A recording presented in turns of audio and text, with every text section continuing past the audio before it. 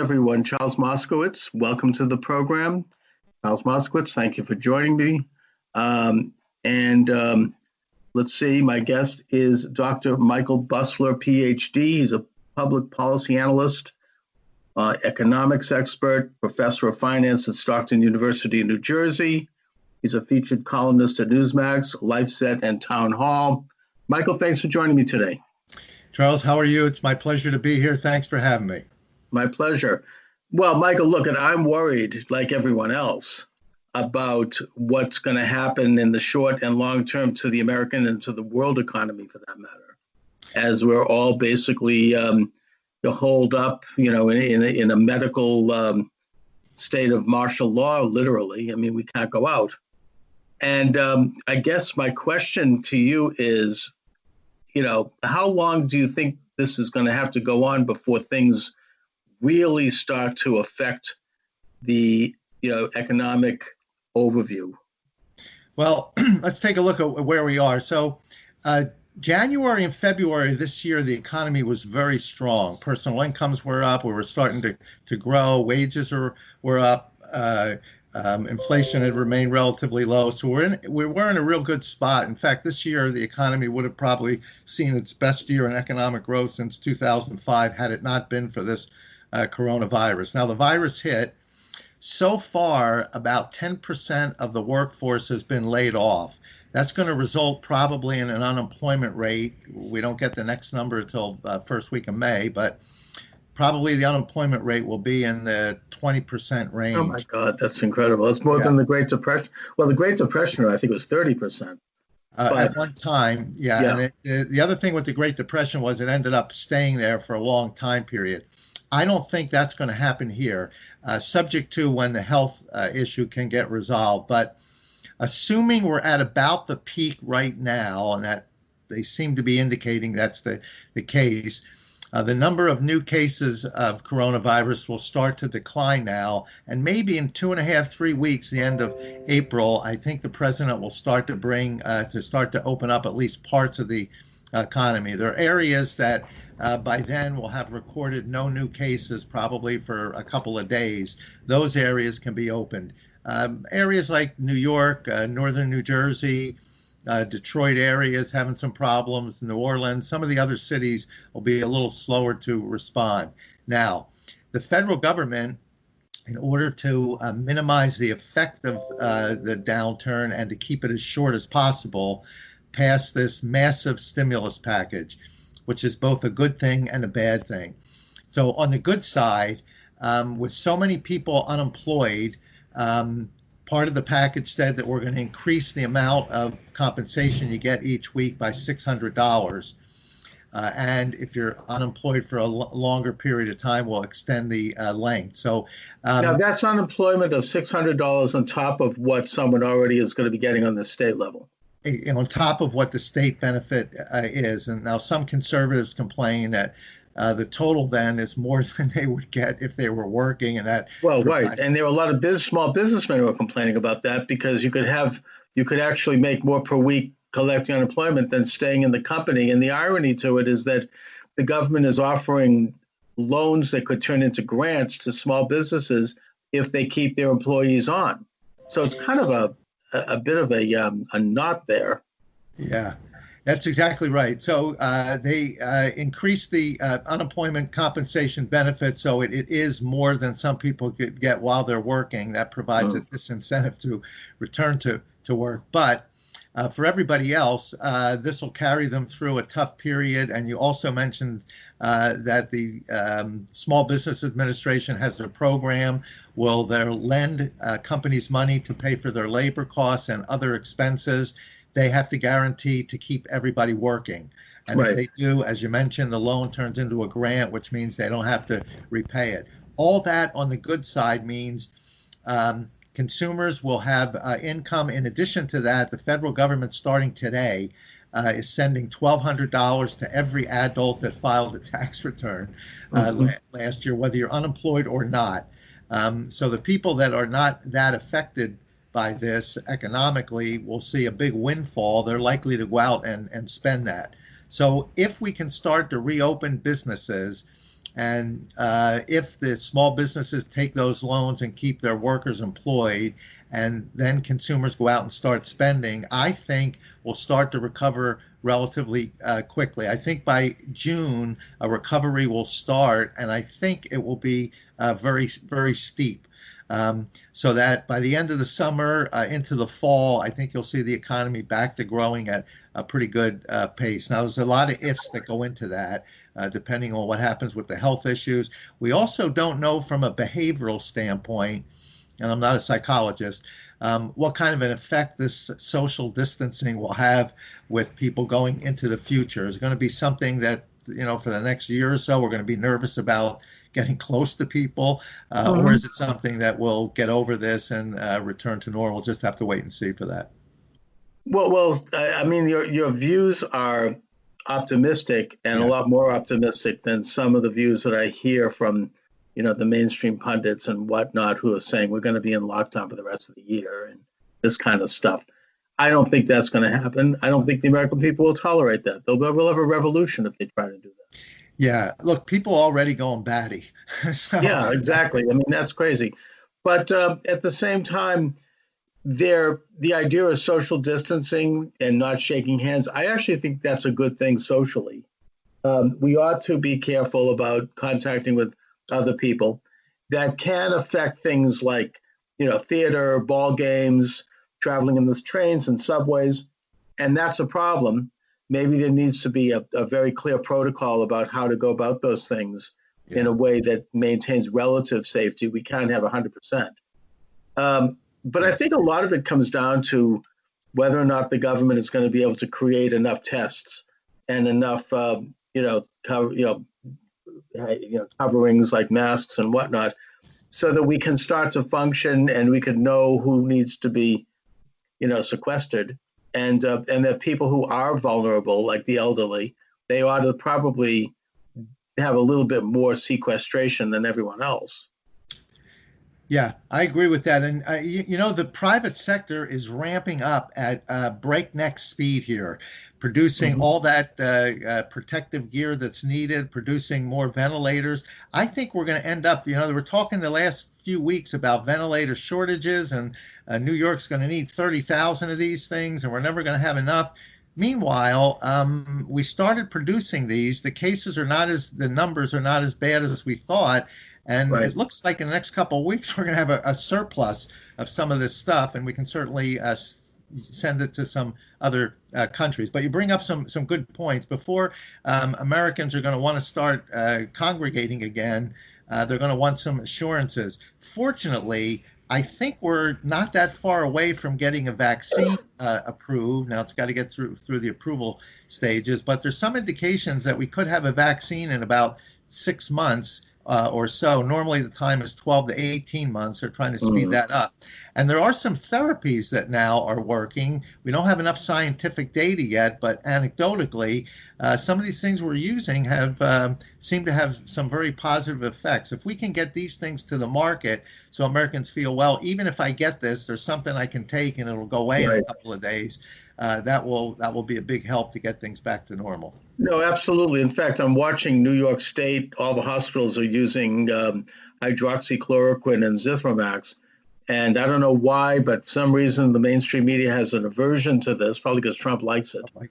And also I don't know what their agenda is. But the point is that we're going to wait and see, because I think that the results are going to become apparent probably early to mid next week, since they've been doing it now for almost a week. So, we hope that works. I've been told that it's effective in most cases. So if that be the case, then yeah, there you have something at least that people can take. I'm not sure they could take it as a preventative, or should.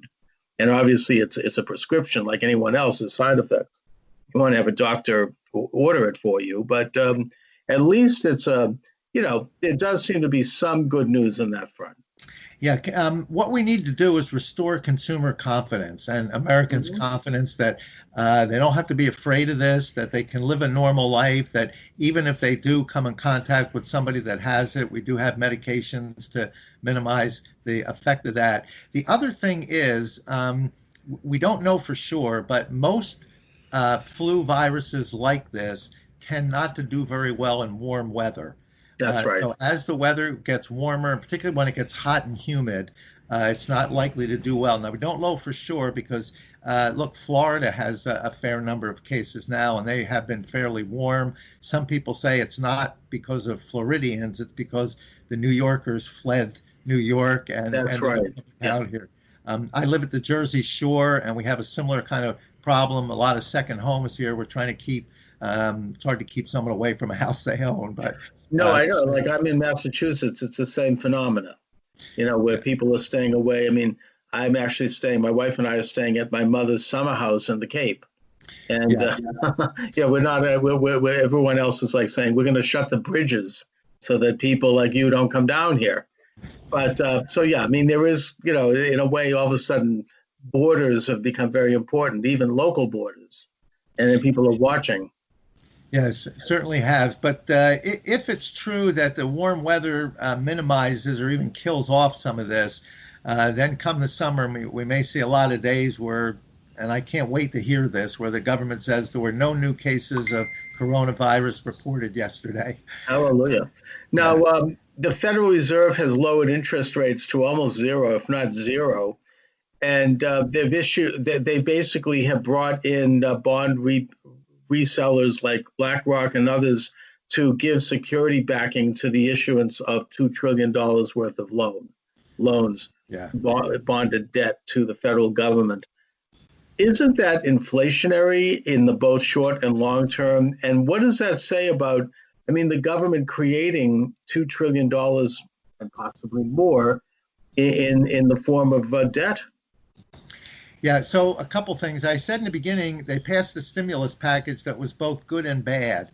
So it was good for just the reasons I said. However, we had a $1 trillion budget deficit before this happened. We just added 2.2, if you count the other 100 million, 2.3 trillion to it. That takes you up over $3 trillion. And tax revenue is going to go down because nobody's working for at least 6 weeks here. So right. I think the federal government's looking at a $4 trillion deficit this year, which can't be sustained. We've got to get back to close to balancing the budget.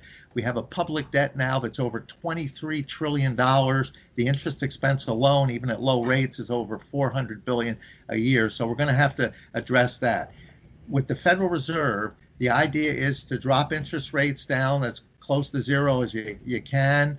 Expand the money supply so there's plenty of money available for small business to borrow. So let's get the economy moving. However, you make a very good point. Increasing the money supply by that much so quickly is inflationary.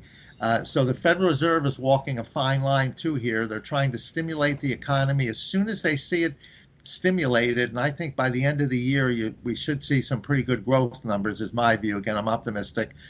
I think the Federal Reserve is going to have to reverse their policy and start to freak up that money supply, or we're going to have a severe inflation problem. By raising interest rates, but that, of course, can have its own deleterious effects. Right. I mean, I don't know. This might sound like a slightly radical idea, but I would think that the government could do what Abraham Lincoln did during the Civil War and issue greenbacks, interest-free notes directly from the U.S. Treasury for the emergency. In order to, help the economy function and, not pay interest on it. And then after the emergency and the status quo ante, they can start buying them back. Yeah, they could do something like that. The interest rates are so low now, they're pretty close to. It almost is a greenback. As it is, but it's a good concept. They may look at something like that if things don't pick up as quickly as we'd like to see them. Again, I'm optimistic that this in the short run, we're going to get over this and we'll come back stronger than we were before, but again, remains to be seen. Absolutely. And also, I mean, we're worried about certain small businesses, the mom and pops, restaurants, cafes, hairdressers, the local kind of not the big chains, but the local hardware stores. Can they survive it? I mean, I don't know if they can, if this goes on maybe another couple of months. Maybe they could survive it if we could start to have a gradual reopening in May. Yeah, and again, the idea with the small business loans, was any business, virtually every businesses uh, could apply for one of those loans. And the idea was that, look, we'll keep you afloat for 2 months. And if we can do that, we should be able to have the economy back to a point where we don't have to. And as long as you don't lay off any of your workers, keep everybody working, you don't have to pay the money back. So I think from a looking at a recession standpoint, that's an excellent thing to do. I'm still worried about the size of the deficit. That Small Business Administration program was so successful, and I just started it a week ago. It was been so successful that they're running out of money and they're trying to get some more, and that's what they're debating with Congress now. So that's a good thing. And again, on the bad side, we're going to have to address this deficit issue at some point. It's probably right. Not the time. You can't kick the can down the road too far, and obviously the pain will be a lot less if the more business increases and the more economic activity there occurs. And that has a lot to do, as you said quite nicely, with a sense of confidence and national, acceptance that we could get back to work, and also confidence in the value of the American dollar, and and a general faith in the system, which is going to play a big role in this, just like it plays a big role in the stock market. It's psychological as much as it is real. Yeah, and remember again, before this started, consumer confidence was at record highs and had been for a year or so. So consumers felt very good about the economy. The unemployment rate was rock bottom. For the last year and a half prior to the coronavirus, there were more job openings than there were unemployed people. So if you had a skill, you can pretty much get a good paying job in the economy up until this coronavirus hit. So consumers were very confident. We need to get back to that point. The underlyings of the economy are still strong, or at least they were up until this virus hit. So we need to get back to that. There'll be a couple of changes, and we'll have to see how many changes there are. But one thing is, once we normalized relations with China, their labor costs were so much lower than ours, 95% lower, that companies said, hey, let's go over there and start manufacturing things, bring them back over here. We can sell them at a lower price. We'll be able to sell more. Americans will like that. Well, then we started to do antibiotics and other medications for the same reason. And now we're seeing, well, maybe that's not such a good idea. We'd like to bring some of that manufacturing back. Now, I think that's going to happen. However, we can't compete with China using a lot of labor. Their labor is just so much cheaper than us. So what's going to happen, I think, is the manufacturing will come back, and it'll be not labor intensive, but capital intensive, which means we'll have robots and artificial intelligence and automation. So the products will be made with very little labor, and that eliminates any of the advantage that China had. Fortunately, when Congress cut taxes in 2018, they cut taxes not just for the middle class to stimulate the economy, which it did, but they also cut taxes for the upper class and corporations. That's where all the new capital is created. So because they did that, I think we'll have enough capital available to businesses. They'll be able to bring back this manufacturing in a capital-intensive environment. That'll enable them to keep the costs down, and we won't have to rely on China for medications and surgical masks and protective equipment. That'll be good into the future.